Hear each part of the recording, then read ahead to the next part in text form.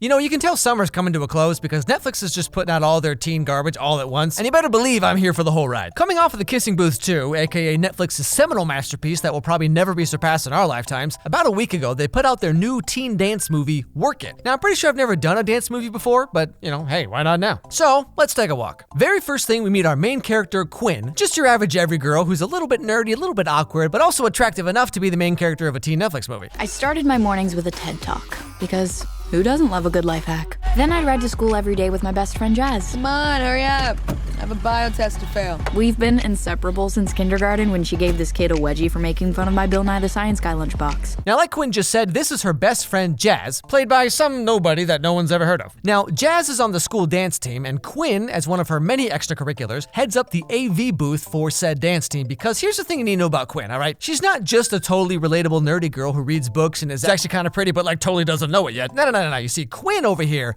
has a dream. Jazz isn't too worried about grades because she's gonna be a professional dancer.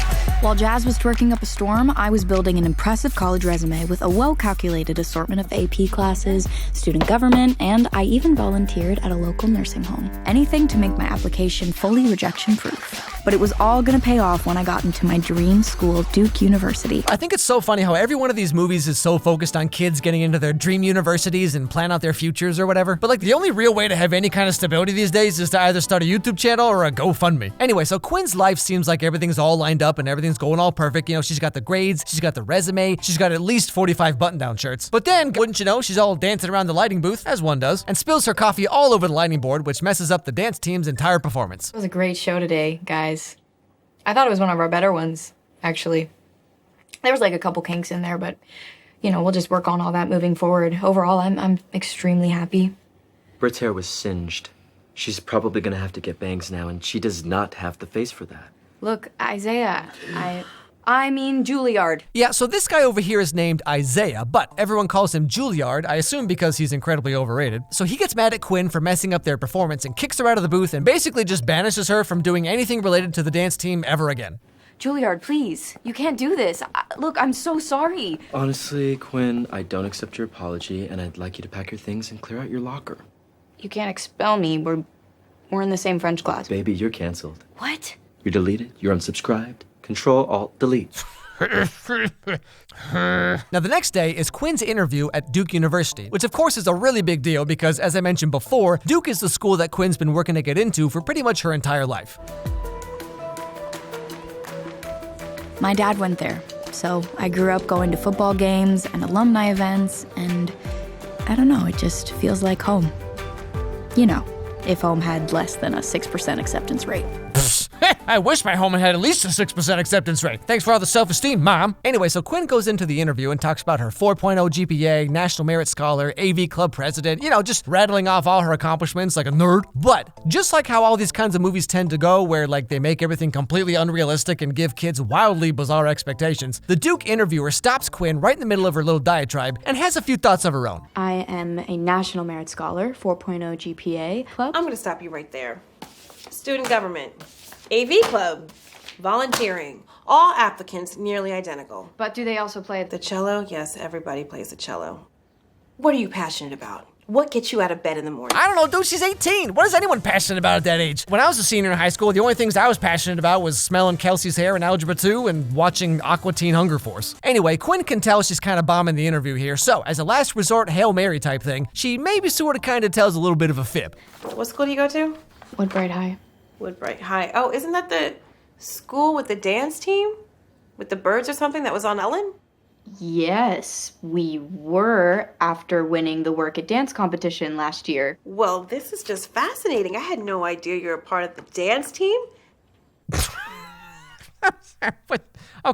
What is even happening right now? Well, I volunteer at nursing homes, I save kittens from burning buildings, and one time I even put my shopping cart in the cart return. Yep, that's real cool. You got anything else? I'm maybe kinda on the dance team? You what? Well, why didn't you say so? Full ride scholarship. I mean, dance team, that takes emotion, power, grit. You're the most exciting applicant I've seen this week. So at the end of the conversation, the interviewer says that she'll be attending this thing called the Work It Dance competition that's going to happen in about 5 months or so. And so now Quinn has to figure out a way to learn how to dance, get on the dance team that just banished her, and then win the big competition thing so hopefully she can get into Duke University, because apparently no dancer has ever applied there, ever. Yeah, so in case you're wondering if this movie makes any sense at all, not really. So I had to join the dance team. Me, a girl who couldn't find her own heartbeat, let alone a 4 count. I'm sorry, what? You can't dance because you can't find your own heartbeat? Yeah, okay, I'm pretty sure dancing is the least of your worries there, Quinn. But lucky for our main character, her best friend just so happens to be the best dancer on the dance team. So, guess what kind of wacky shenanigans they're about to get into? I need you to help me get on the Thunderbirds. You mean like back on the light board? No, I mean, like as a dancer. How's it going? Why aren't you laughing? Dude, you don't dance. I don't dance yet. You don't dance at all. Remember when we had a conversation about flossing and you thought I was talking about oral hygiene? We weren't talking about oral hygiene? Anyway, so short story shorter, Jazz agrees to teach Quinn how to dance so she can audition for the dance team, something, all her dreams come true. So Quinn gets up there and does her best, which to the surprise of no one is just real bad.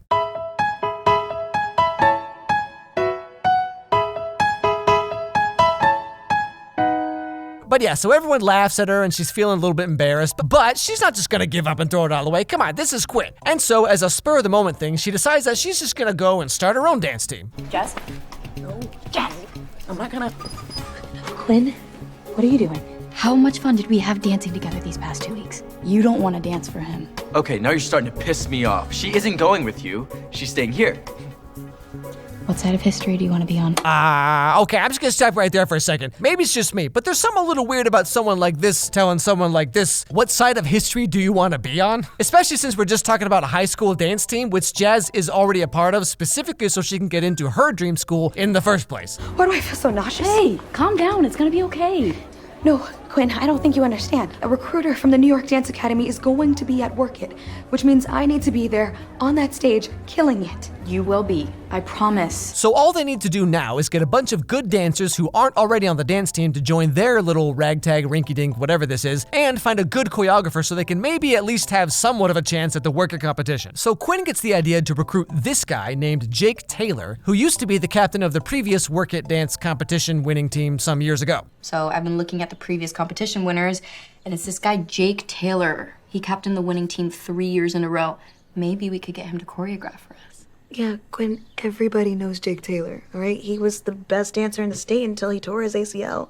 No one has seen or heard from him in like 2 years. But lucky for us, Quinn is a big old nerd, and somehow she finds all Jake's personal information in like 35 seconds, thanks to all them gosh darn social medias. And then she just kind of shows up one day to say hello. I'm Quinn Ackerman, and I'm starting a dance team at Woodbright High. I'm not interested.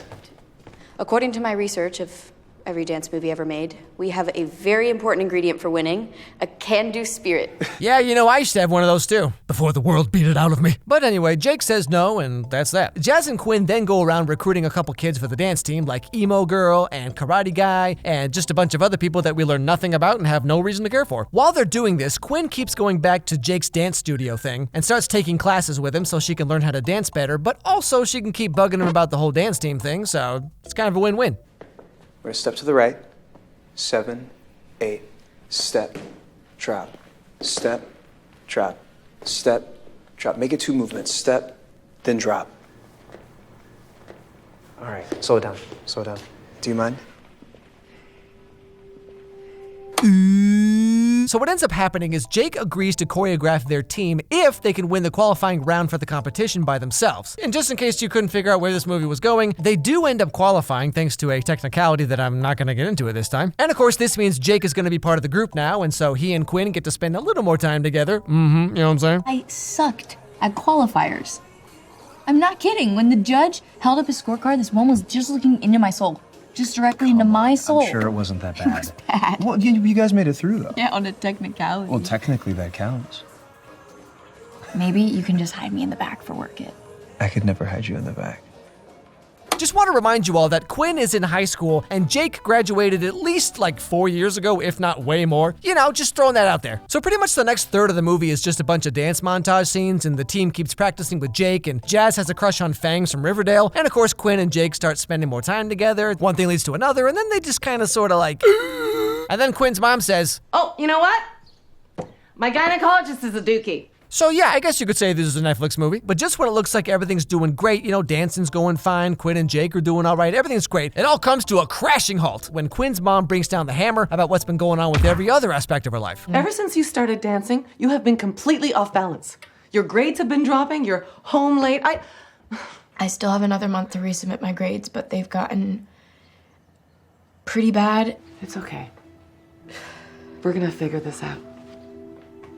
You're gonna buckle down and focus on your schoolwork, and you're gonna pull those grades up. And so just like that, Quinn is forced to quit the dance team that she created to hopefully maybe get into Duke, and made her best friend quit her own dance team to be on the new team that now Quinn is no longer a part of. I did all of this for you, Quinn. I quit the birds for you. You begged me to. And what, just because your mom says you have to, you're gonna bail on us? I'm really sorry. You know, for a second I thought you actually cared and you weren't just using all of us. I do care. I still care. You know, I really hope you get into Duke, Quinn.